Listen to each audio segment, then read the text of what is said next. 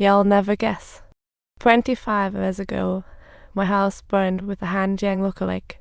Since Han Jiang showed up, Ozu kept seeing his dad's ghost telling him, "You're a cop. Saving lives is right. Don't beat yourself up, but Han Jiang is up to no good. You need to bring him to justice."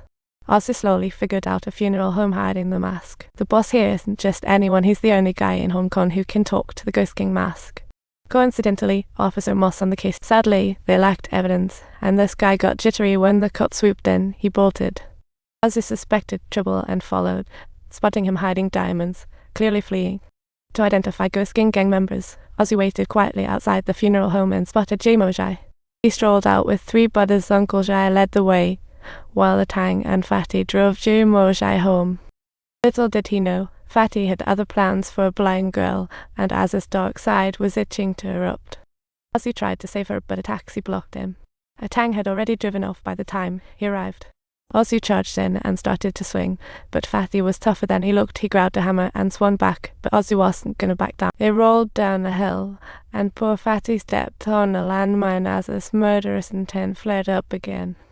Just then, Han Jiang made a grand entrance and dealt Fatty a fatal blow. Ozu chased, yelling "Killer in hiding." Han Jiang then appeared, grilling him.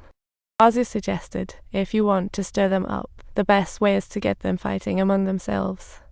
Officer Mo discovered Fatty's body, and it looked like a rainbow of mess.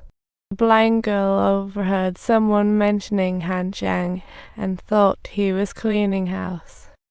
Ozu was enlightened by Han Jiang's words. These scoundrels spare no means for money. Turning them against each other may be a good idea.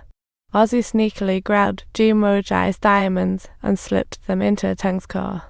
But Ji Mojai noticed the diamonds were gone and thought it was one of his own pulling a fast one. Subtitle: A Tang did a check and what do you know, there were extra diamonds in the car. He definitely had no intention of handing them over. Jai Shu figured someone was up to no good too. Fatty was dead, and surely the Ghost King crew thought a Tang was behind. So, they stealthily followed a Tang and boom. They bumped right into each other. The Tang quipped, "Don't you know why the diamond is here? How about we split it?" "No, all mine." Jai Shu suggested splitting diamonds, but wouldn't yield on the last one. A Tang panicked, especially when Jai Shu pulled the gun. Jai Shu just decided to punch first. Then he choked him out with a rope, stuffed the body in the trunk, and hid his precious diamonds. But Jai Shu didn't realize Ozu had witnessed the entire show.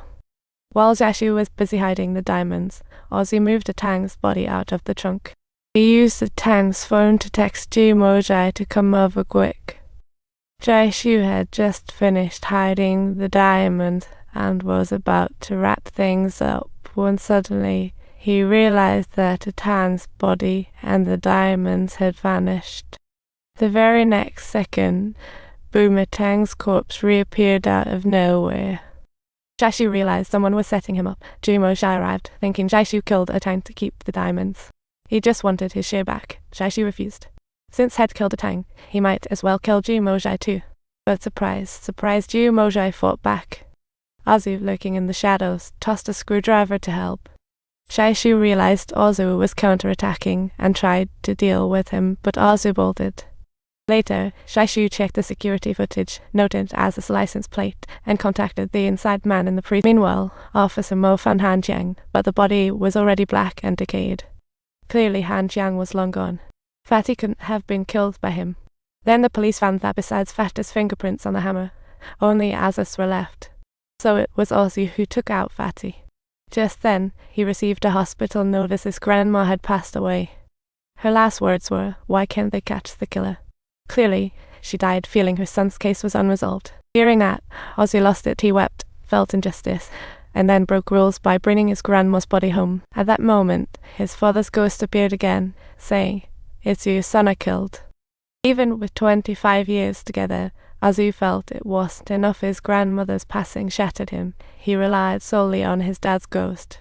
He sat there reminiscing about the fire from 25 years ago, filled with regret. Don't forget to subscribe to our channel as his fantasies and reality blended, leaving him utterly bewildered. Just at this critical moment, Officer Jai suddenly showed up and things rapidly spiraled out of control. A hilarious play was about to unfold. This story was full of surprises and twists.